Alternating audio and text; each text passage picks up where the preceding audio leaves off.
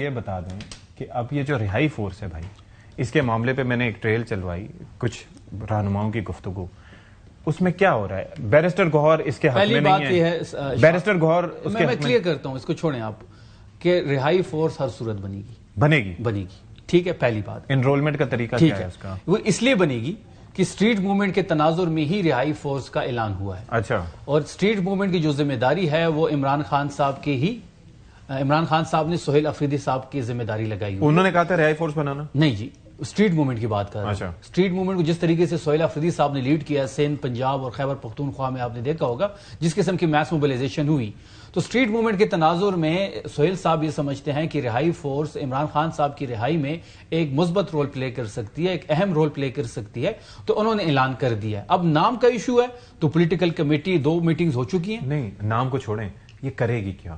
سڑکوں پہ احتجاج کرے گی، جیل کے باہر جا کے دروازہ بجائے گی، کرے گی؟ نہیں، ہم کوئی غیر آئینی غیر قانونی کام نہیں کریں گے، یہ پرامن رہے گی.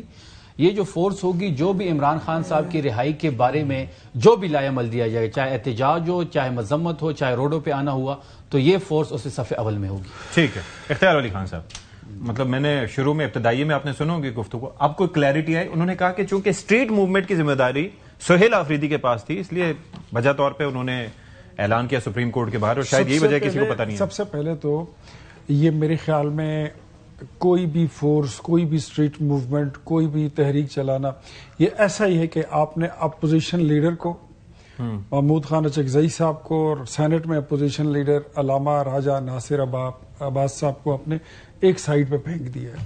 یہ تو ان کی بالکل ان کو نل اینڈ وائڈ کو زیرو کرنے والی بات ہے. رہائی فورس جو ہے، تو دیکھیں میں یہ فورس کا نمبر جو ہے، یہ ویسے لاحق کے لگانا، یہ ان کی مرضی ہے، لگاتے رہیں.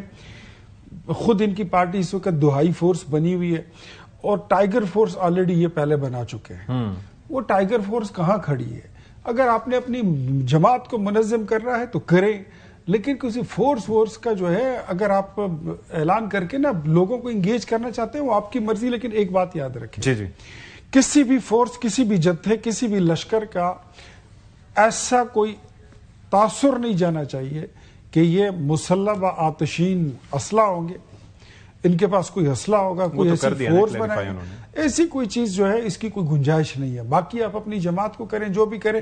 آپ کی پارٹی آلریڈی اس وقت 7-8 دھڑوں میں تقسیم ہے، اور اس فورس کے بنانے سے میں سمجھتا ہوں کہ محمود اچکزئی اور علامہ راجہ ناصر عباس یہ دونوں فارغ.